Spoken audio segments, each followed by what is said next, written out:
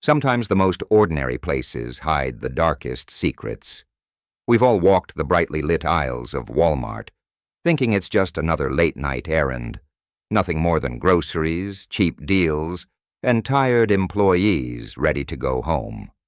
But what if I told you that behind those shelves, under the hum of those fluorescent lights, something unexplainable lurks, a horror so unsettling that once you experience it, you'll never step into a Walmart at night the same way again. This is not just a story, it's a warning. Welcome to Vale of Dread Horror Stories, where real nightmares breathe through the cracks of everyday life. If you're brave enough to enter this tale, don't forget to subscribe and stay with us, because tonight you'll learn why I should have left that Walmart sooner. Part 1. I never thought a simple trip to Walmart would change the way I looked at late-night shopping forever. It was an ordinary Tuesday, the kind of night when the streets are quiet and the air feels heavier than usual. I had been working late, too drained to notice how empty the city had become as I pulled into the massive Walmart parking lot. The store's giant blue sign glowed against the black sky, humming slightly, casting a strange reflection across the cracked asphalt. It was nearly 11:45 p.m. and the lot was almost deserted. A few cars sat scattered in the distance, but most of them looked abandoned. Dust clinging to the windshields, tires angled as if no one had touched them for days. I remember pausing for a moment, wondering why so few people were around. Normally, Walmart always had someone coming or going, no matter the hour. But that night it felt different. The emptiness pressed on my chest, and a part of me almost turned the key in the ignition to drive away. Still, I killed the engine and stepped out. The night air was colder than it should have been. My footsteps echoed louder than expected as I crossed the lot, each step crunching against the scattered gravel. The automatic doors hissed open as if sighing reluctantly, welcoming me into the fluorescent glow inside. The first thing that hit me was the silence. Usually, Walmart buzzed with a low hum of chatter, the beeps of checkout scanners, and the distant announcements from employees. But here there was only a hollow stillness. Even the greeter, who was always there no matter the time of night, was missing. The stand where they usually stood was empty, the stool pushed slightly back, as if someone had just left.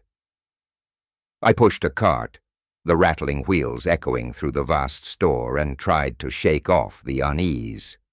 I told myself it was just late, and maybe the overnight crew hadn't started their shift yet. But the aisles felt wrong. Entire sections of shelves looked disorganized, items missing, and in some places the shelves were completely bare, like they had been stripped clean. I moved toward the grocery section first. The overhead lights flickered faintly, buzzing in, an irregular rhythm that grated on my nerves. A stack of cereal boxes leaned dangerously, and when I brushed against one, it toppled to the floor with a crash that seemed to echo forever. I froze, waiting for an employee to come around the corner, or maybe another shopper to peek out from an aisle. But no one came. I was alone. At least, I thought I was. I pushed the cart further down, turning into the frozen food section. That's when I heard it, the squeak of another cart's wheels, not mine. Somewhere beyond the rows of tall freezers, another shopper was moving. Relief washed over me for a moment. At least I wasn't the only one here. I followed the sound, expecting to see someone browsing the frozen dinners. But when I turned the corner, the aisle was empty. The squeak stopped. I stood still, listening. My breath was too loud, so I tried to hold it, ears straining for the sound again. For a long moment, there was nothing. Then faintly from the opposite end of the aisle I heard it again, the sharp squeak of a cartwheel dragging along slowly. I hurried toward it, turning into another aisle, but again, no one was there. The sound seemed to move just ahead of me, always one step away, never close enough to see. I told myself it had to be an employee stocking shelves, but deep down, something told me otherwise. I abandoned the grocery section and wandered toward electronics. The aisles seemed longer than usual, stretching in unnatural ways. The lights above flickered more here, buzzing like a swarm of angry insects. Rows of televisions lined the walls, all switched on but showing nothing but static. I frowned. Walmart didn't just leave every TV on static. They usually had ads or demo reels running. The static hissed like whispers, filling the silence in a way that made my skin crawl. I was about to turn and leave when I saw it. On the far end of the television wall, one screen flickered differently. Instead of static, it showed a grainy, low-light image of the Walmart interior, the exact aisle I was standing in. I blinked, stepping closer. The camera angle was high, looking down at me from above, like security footage. And then, as I stared at my own figure on the screen, another shape appeared behind me. I spun around instantly. The aisle was empty. No one was there. My heart pounded, cold sweat breaking across my forehead. I looked back at the screen. The shadow was still there, just a blurry, human-like shape standing a few feet behind me, unmoving. My own reflection stood frozen in fear, staring right at it. I bolted. My cart rattled violently as I pushed it back toward the front of the store. I didn't care about groceries anymore, I just wanted to get out. But when I reached the registers, my stomach dropped. Every single checkout lane light was on, bright, glowing numbers above each aisle. But not a single cashier stood there. The conveyor belts were empty, the scanners silent. And yet, the register drawers were wide open, filled with crumpled bills and coins, like someone had abandoned them mid-transaction. I abandoned the cart completely and headed straight for the exit. The automatic doors hissed again, opening slowly, painfully slow. I stepped into the cool night air, relief flooding me, until I noticed the parking lot. My car was gone. At first I thought I'd parked in the wrong section, so I ran frantically up and down the rows of cars. But no matter where I looked, my car wasn't there. The lot seemed emptier than before. The remaining cars lined up perfectly, almost staged. Their windows were pitch black, reflecting nothing. Panic surged through me. My phone, I'd call for help. I yanked it from my pocket, but the screen stayed dark no matter how many times I pressed the button. Dead. And yet I was certain I'd charged it before leaving home. I looked back at the Walmart entrance. The glass doors stood open now, sliding back and forth slowly, as if breathing. And from inside, faintly, I heard it again, the squeak of a cartwheel. Only this time, it was closer. Much closer. I wanted to run, but something in me froze. My legs wouldn't move. It was as if the sound was pulling me back, drawing me toward the store, toward whatever had been stalking me inside. And that's when I saw it. By the far end of the lot, under the flickering light of a lamppost, stood a figure, tall, thin, featureless in the shadows. It wasn't moving, just standing there, facing me. The squeak of the cartwheel grew louder, though the figure's hands hung empty at its sides. My throat went dry. I forced my legs to move, sprinting toward the road that led out of the lot. The pavement stretched endlessly, each breath ragged, each step heavier. Behind me I could still hear it, that awful, dragging squeak, echoing louder and louder, though I didn't dare look back. When I finally turned, gasping for breath, the Walmart sign loomed impossibly far behind me, glowing brighter than before, almost mocking. And in that glow, I saw the outline of carts, dozens of them, pushed by no one, rolling slowly out of the store, their wheels squeaking in unison. I should have left sooner. Part 2. The sound of those carts followed me like a curse. Even though I had left the parking lot behind, the squeak of their wheels clung to the night air, echoing off the empty streets as if the noise itself were alive. My lungs burned from running, but no matter how far I went, Walmart never seemed to shrink in the distance. The glowing sign remained just as large, its blue letters pulsing faintly against the sky, as though the building itself were breathing. I stopped under a streetlight, gasping, clutching my chest. The neighborhood around me should have been familiar, but it wasn't. Streets that once led back toward home twisted into places I didn't recognize. The rows of houses were dark, their windows black voids, each one staring silently as if no one had lived there. For years. Something was wrong with the world outside, too. It wasn't just Walmart. It was everything. I fumbled with my phone again, praying it had miraculously turned back on. Still nothing. Only the reflection of my pale, terrified face in the lifeless glass. My car was gone. My phone was dead. And even the streets I thought I knew had turned alien. And then came the hum. At first it was low, almost hidden beneath the thundering of my pulse in my ears. But slowly it grew louder. A deep, vibrating hum, mechanical yet strangely organic, rolling through the empty streets. I turned in circles, trying to pinpoint the source, but it seemed to come from everywhere at once. The ground trembled faintly beneath my shoes. I looked back toward Walmart, and my stomach turned cold. The entire store glowed brighter than before, its fluorescent lights spilling outward like liquid, flooding the lot and seeping into the street. The carts that had begun rolling out earlier now formed a crooked line across the entrance, standing still but facing me, their silhouettes sharp against the glow. And then, one of them moved.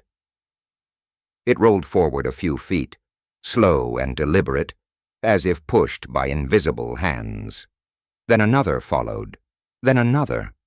One by one, the carts began to move again, their squeaking wheels grinding against the asphalt. I froze, my body screaming at me to run, but my mind still clinging to the hope that this was some nightmare I'd wake up from. I didn't wake up. Instead, I bolted into the side streets, weaving between the houses. The farther I went, the more the world seemed to distort. Mailboxes leaned at impossible angles. Driveways stretched longer than they should have, twisting into narrow paths that led nowhere. The air felt thicker, harder to breathe, and always, always, the faint squeak of wheels followed. Finally, I stumbled into a small cul-de-sac. I leaned against a lamppost, dizzy and drenched in sweat, my chest heaving. For a brief moment there was silence.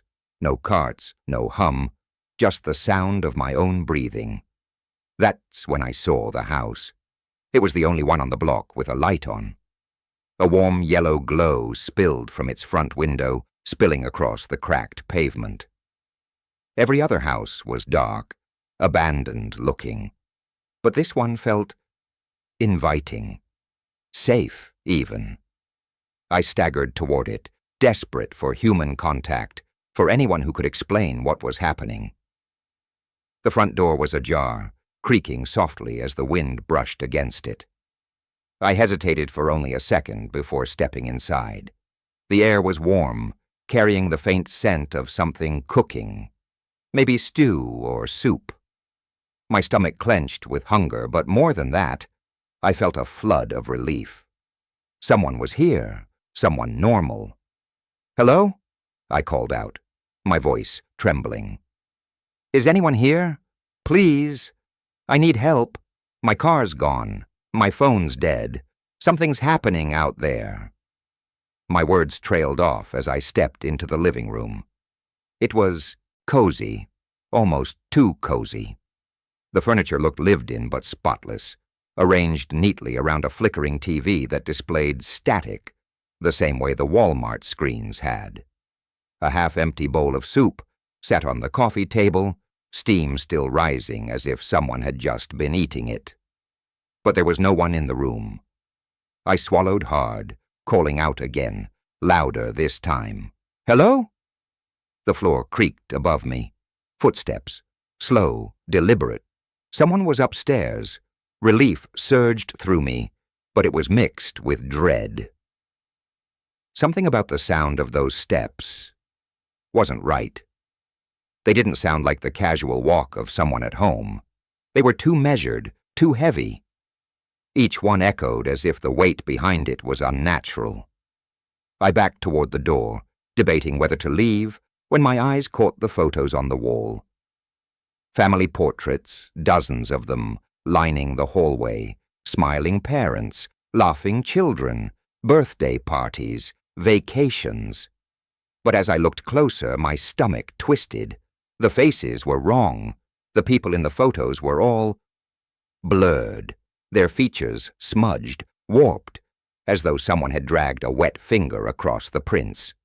Eyes melted into cheeks, smiles stretched too wide, teeth blending into pale skin. And yet every single figure, no matter how distorted, was holding a shopping cart. My throat tightened. The footsteps upstairs stopped. Silence fell heavy over the house. Then slowly the static on the TV shifted. The screen flickered, the image changing from white noise to a live feed. My heart stuttered when I realized what it was showing. Me, standing in that very living room, staring at the TV. And behind me, on the screen, stood the shadow. I spun around, but the room was empty.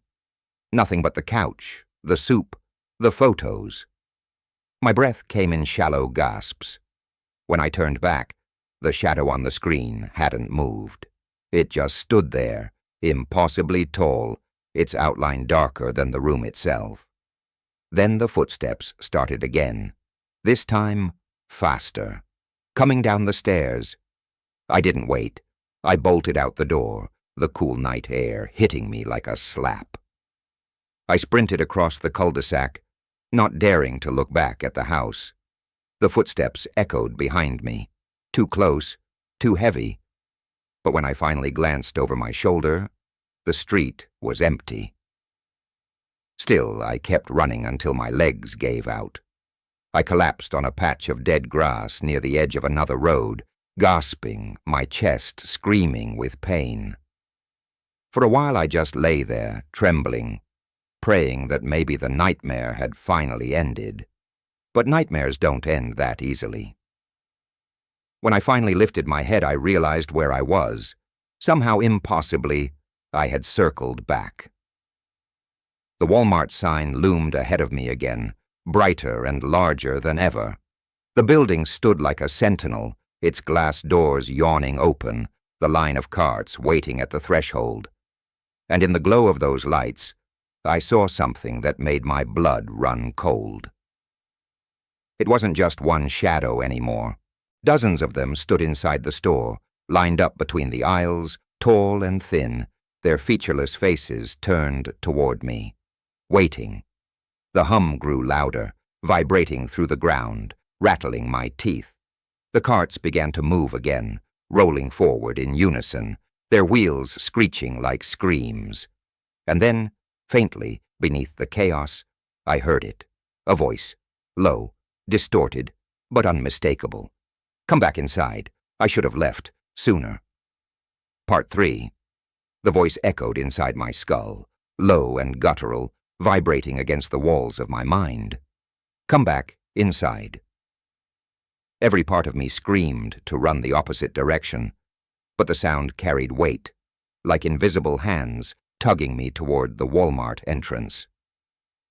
My body felt heavier with each step, as if the very air were pulling me back into the store. I dug my heels into the asphalt, clawing at reality, but it was like fighting quicksand. The automatic doors yawned wider, spilling fluorescent light across the lot. Beyond the glass, the shadows stood in neat rows, faceless silhouettes, tall and skeletal. Their stillness was worse than movement. They didn't shift, didn't sway, didn't breathe. They simply waited. I forced myself to turn, to break into a sprint in the opposite direction. My shoes pounded against the pavement, but no matter how far I ran, Walmart didn't fade. The sign remained suspended above me, glowing like a second moon, the building always just at the edge of my vision. The streets bent unnaturally, looping back on themselves. I recognized uncracked sidewalks I had already passed, the same toppled trash can, the same burnt-out streetlight buzzing faintly. It was as if the entire neighborhood was a trap designed to funnel me back. And funnel me back it did. When I stumbled to a stop, gasping, the automatic doors stood before me again, sliding open and shut like a mouth waiting to swallow me whole. I collapsed to my knees, clutching my skull. The voice whispered again, softer this time, almost coaxing, "Come back inside. It's safer in here." My hands trembled. Part of me wanted to listen. Out there in the warped streets, the world itself felt broken. At least inside Walmart, I understood what hunted me. Maybe if I faced it directly, I could end this nightmare. My legs moved before I could argue. I staggered to my feet, every step dragging me closer to the doors. As I crossed the threshold, the hiss of the automatic sensors sounded almost like laughter. Inside, the silence was crushing. The bright lights hummed above, but the store was empty, eerily, impossibly empty. The carts that had once lined the entrance were gone, vanished as though they'd never existed. The registers sat dark, conveyor belts motionless. For a brief, fragile moment, I thought maybe I had imagined it all, that my mind had broken under stress, conjuring monsters where there were none. But then I noticed the aisles. They were wrong. Each one stretched impossibly far, vanishing into darkness. The shelves leaned inward, closing in like ribs around a spine. Products melted into one another. Rows of cereal boxes bleeding into towers of bleach bottles, which bled into piles of shoes, tangled and growing like weeds. It was no longer a store. It was a labyrinth. My breathing echoed louder than it should have. I gripped the edge of a shelf to steady myself. But the metal was warm, pulsing faintly beneath my fingers, as if alive. "Hello?" I called, my voice cracking. Something answered. Not with words, but with movement. Far down the nearest aisle, I saw one of the shadows step forward. Its body bent unnaturally, joints bending the wrong way, limbs too long. It didn't walk, it slid, each movement jerking like a puppet pulled by unseen strings. I backed away, only to hear another sound behind me, the squeak of a cartwheel. Slowly I turned. A shopping cart rolled into view from another aisle, but it wasn't empty. Inside it sat a child's doll, old and filthy, its glass eyes cracked, one arm missing. Its head lolled unnaturally to the side as the cart stopped just a few feet away from me. The doll's mouth opened, and in a voice not its own, it whispered, "You're late." My stomach lurched. I shoved the cart away, the doll's head snapping back with the force, its laugh high and sharp, echoing through the aisles even as the cart rattled into the darkness. The shadows began to move, dozens of them, emerging from the aisles, stepping out in jerky unison. Their faceless heads all turned toward me, though I couldn't see eyes. My body reacted before my mind. I ran. I barreled into the maze of shelves, my footsteps pounding, my breath ragged. The aisles twisted, rearranging themselves, products morphing around me. Signs overhead flickered. One moment reading, toys, the next, meat, the next a word I didn't recognize at all, symbols that weren't human. Every turn only led me deeper. The shadows followed, their limbs scraping against the shelves, their movements accompanied by the shriek of bending metal. I ducked into the clothing section, tearing through racks of shirts that seemed to multiply, fabric tangling around me like hands. I broke free, stumbling into the electronics section again. The wall of televisions glowed with static, but as I looked closer, I realized the static was not random. It was faces. Dozens of them, screaming silently, mouths open wide in agony, their hands pressed against the glass from the inside, as if begging to be released. And among those faces, I saw my own, frozen, terrified, trapped inside the screen. My knees buckled. I staggered backward, colliding with a display of cell phones. Each one flickered to life at once, ringing in a cacophony of distorted tones. On every screen, words appeared in perfect synchronization.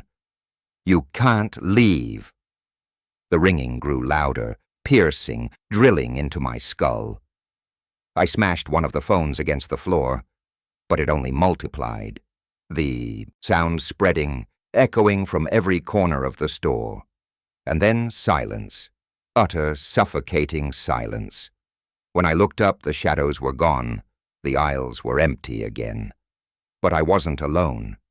At the far end of the electronics section stood a man. At least, he looked like a man. He wore a Walmart vest, faded and torn, the name tag smeared into illegibility. His face, though, was wrong, blurred, like the photos in the house, features sliding across his skull as though they couldn't decide where to stay. He lifted his hand and beckoned. Against every instinct, my legs moved forward. My body wasn't mine anymore. Each step drew me closer, my heart hammering, my throat dry. When I was only a few feet away, he leaned closer, his voice a guttural rasp. "You should have left sooner." Before I could respond, his face collapsed inward, skin melting like wax. From the hollow cavity of his skull poured a swarm of black insects, buzzing and screeching as they spilled onto the floor, crawling toward my feet. I screamed, stumbling backward, but the floor beneath me shifted. It wasn't tile anymore. It was conveyor belts, dozens of them, moving in unison, carrying me down endless checkout lanes. The registers rang on their own, scanners beeping, drawers slamming open and shut. Products appeared on the belts, rotting meat, broken dolls, human teeth scattered like coins. They slid past me, disappearing into the void at the end of the conveyors. And then the belts carried something else. Bodies, shoppers, employees, their skin pale, eyes wide open but lifeless. They slid past me silently, mouths moving without sound, repeating words I couldn't hear. One of them turned her head as she passed, her lips forming a phrase I could read even without sound. "Run." The belts lurched violently, throwing me off. I hit the ground hard, the tile cold against my cheek. When I lifted my head, the man in the vest was gone. The shadows were gone. But the store was changing again. The shelves stretched higher, vanishing into darkness. The lights above dimmed, leaving only a faint glow. The air smelled of rust and rot, thick and suffocating. And then I realized there were whispers, soft at first, but growing. Dozens of voices, murmuring just beyond hearing, seeping from every corner of the store. I couldn't make out the words, but they filled me with dread, with the certainty that they were speaking about me. My legs shook as I pushed myself up, staggering toward the front of the store. Maybe, somehow, the doors would let me out this time. Maybe I could escape. But when I reached the entrance, my heart stopped. There were no doors anymore, only walls, smooth, seamless walls where glass should have been. I turned, frantically searching for another exit, but the store stretched endlessly in every direction. The aisles twisted and bent like a maze, products melting into one another, shadows flickering at the edges of my vision. And then the understood. There was no way out. Walmart wasn't just a store anymore. It was alive, and I was inside it. I should have left sooner. Part 4. The walls pulsed. I could feel it now. Walmart was breathing. Each fluorescent light above flickered in rhythm, like the slow thump of a giant, unseen heart. The floor beneath my feet wasn't solid anymore. It rippled faintly, like stretched skin over muscle. I stumbled backward, my chest heaving, every nerve screaming to wake up, to claw myself out of this place. But the air was thick, heavy, pressing into my lungs like tar. "Please," I whispered to no one, my voice trembling. "Just let me out." The whispers returned, swelling around me. They weren't random anymore. They were forming words, overlapping, chanting in dozens of voices at once. "Stay, stay, stay." I clamped my hands over my ears, but the sound wasn't coming from outside. It was in my skull, vibrating in the marrow of my bones. My knees buckled and I dropped to the floor, gasping. And then the lights went out. Total, suffocating darkness swallowed the store. My breath came fast and shallow. Each inhale, a knife in my chest. The silence that followed was worse than the whispers. It was the kind of silence that devoured sound, pressing into my skull until even the thundering of my pulse felt smothered. Then faintly, a single fluorescent bulb flickered back to life. It wasn't overhead. It was far down the nearest aisle, glowing like a beacon. The shelves leading toward it stretched impossibly long, forming a tunnel of shadow. I didn't want to go. Every instinct screamed not to move, but standing still felt worse. So I forced myself onto trembling legs and began walking. The hum of the light grew louder the closer I came. My footsteps echoed unnaturally, like I wasn't alone. Each shadow I passed seemed to twitch at the edge of my vision. But when I looked directly, the shelves stood empty. Finally, I reached the bulb. It buzzed violently, sputtering, and then exploded with a sharp pop. Shards of glass rained down, and in the flash of darkness that followed, I realized I wasn't alone. Someone was standing a few feet away. At first, I thought it was another shopper, a man, middle-aged, wearing a jacket and jeans. He stood frozen, his head tilted at an odd angle. Relief surged through me. I wasn't alone. "Hey!" I gasped, stepping closer. "Thank God! You're here! I don't know what's happening, but we need to—" He turned his head. It didn't move naturally. It rotated in a slow, grinding arc, bones cracking audibly until his chin was twisted, far beyond what should be possible. His eyes met mine. Milky white, pupilless, glowing faintly in the dark. My voice caught in my throat. The man smiled, his lips stretching too wide, tearing at the corners. And then he spoke. But it wasn't his voice. It was dozens of voices layered together, the same ones that had been whispering in my head. "You should have left sooner." I stumbled back, but the shelves closed in around me, groaning as metal twisted inward.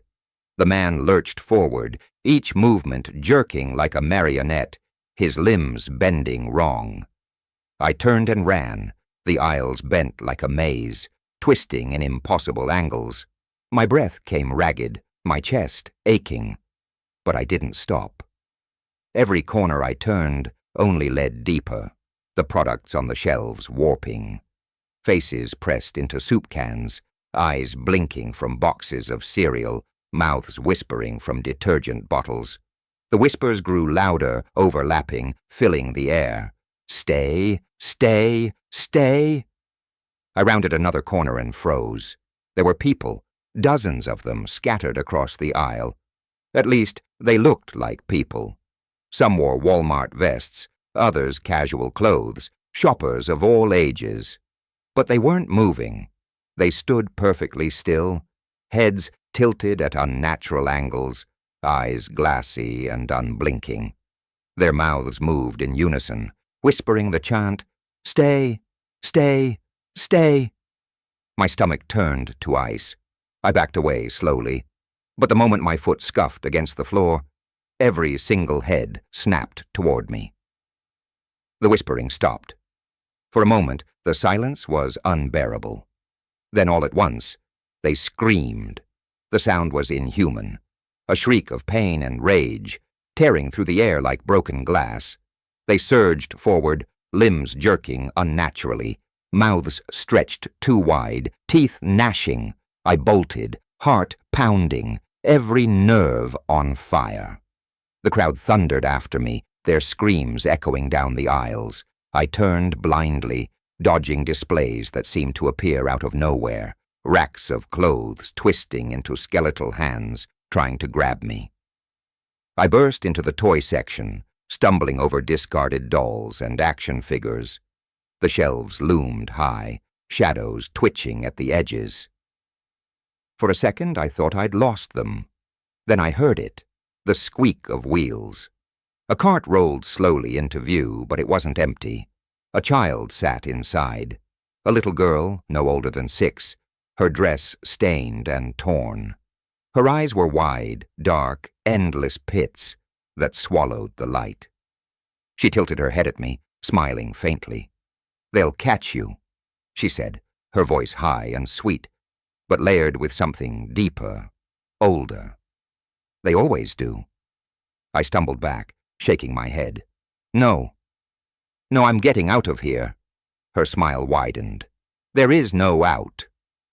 The shadows surged again, pouring into the aisle, their screams rattling the shelves. I turned and sprinted, shoving past the cart, the little girl's laughter echoing behind me. I didn't know how long I ran. The aisles blurred together, the products meaningless shapes, the lights flickering like dying stars.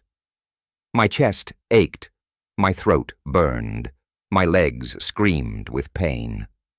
Finally, I collapsed against a shelf, sliding to the floor, gasping for breath. Tears blurred my vision. "I can't," I whispered. "I can't do this." The whispers returned, softer now, almost gentle. "Stay, stay, stay." I pressed my hands over my ears, sobbing. "Please, let me go."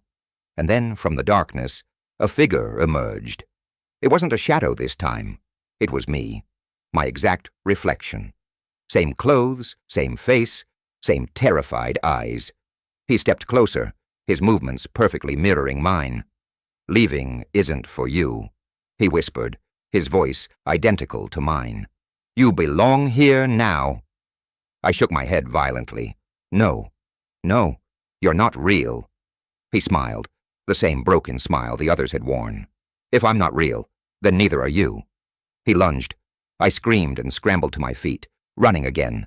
My reflection's footsteps pounding behind me, always in sync, always just a breath away. I turned a corner, and there it was, the exit, glass doors, glowing faintly, sliding open and shut.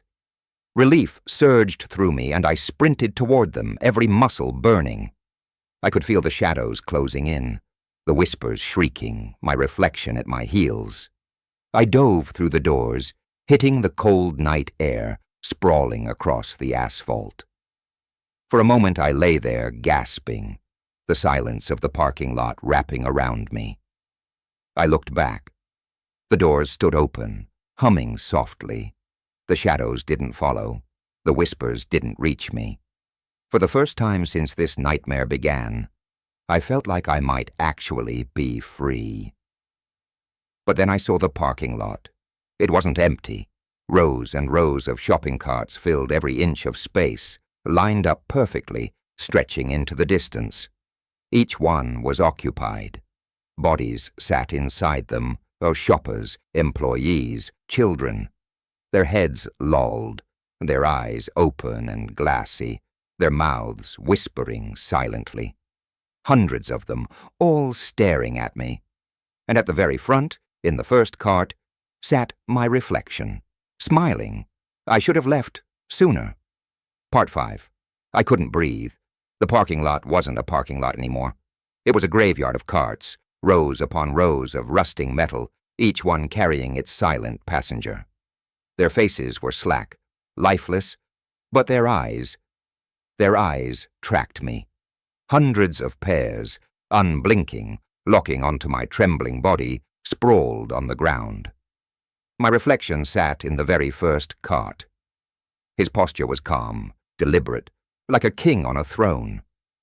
He tilted his head, smiling faintly as if he'd been waiting for this moment. "You see now," he whispered. His voice didn't carry across the asphalt like normal sound. It was inside me, vibrating in my skull. "You don't leave. No one leaves." I scrambled backward on my hands and feet, the rough pavement scraping my palms. My lungs burned, my legs screamed, but panic drove me onward. I had to get out. Somewhere, anywhere, but away from here. The night sky stretched endlessly overhead, black and starless. No moon, no clouds, no sound of crickets or traffic, just emptiness. The Walmart sign loomed behind me, its letters glowing faintly red now instead of white. I staggered to my feet and ran, past the rows of carts, past the staring faces, my heart hammering so hard I thought my ribs would crack.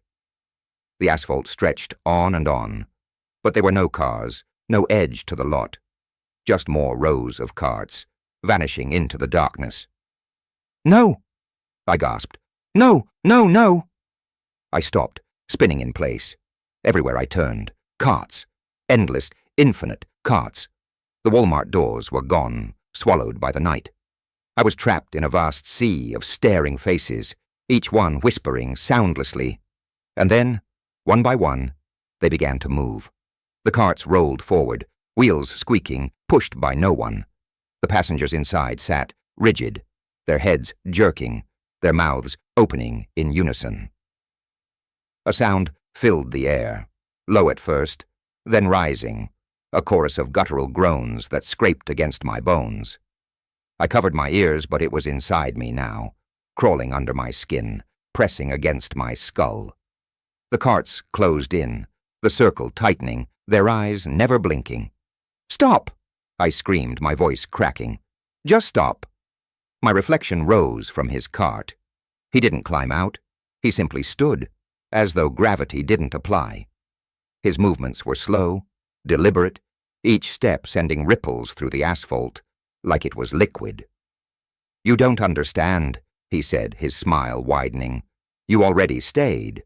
You stayed the moment you ignored the feeling in your gut. The moment you told yourself you'd be quick. The moment you thought you were safe." He stepped closer, and though my legs screamed to run, I couldn't move. I was rooted to the spot, paralyzed by something deeper than fear.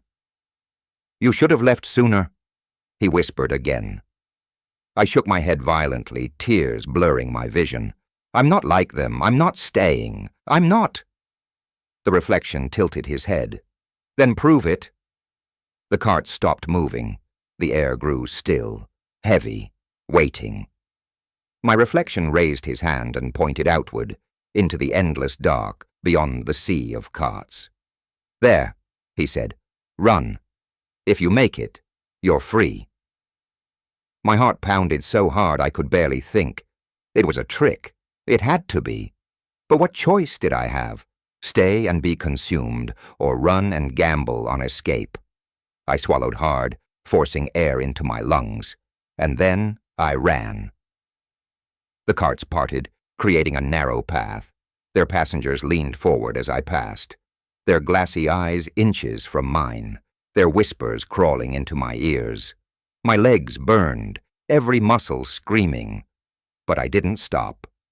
The darkness ahead pulsed faintly, like a distant horizon. My chest tightened. I was getting closer. I could feel it. Behind me the sound rose again. The carts were moving, wheels shrieking, surging after me.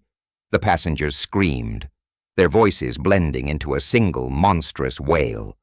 I pushed harder, tears streaming down my face, my breath tearing at my throat. Closer, closer. The darkness ahead shimmered, rippling like a curtain. I reached out and fell. Asphalt crumbled beneath me, collapsing into blackness. I plunged into a void, weightless, screaming, clawing at the air. The darkness swallowed me whole. For a long moment there was nothing. Then, light. I blinked, gasping. I was standing in Walmart again. The fluorescent lights buzzed overhead, the aisles neat and orderly.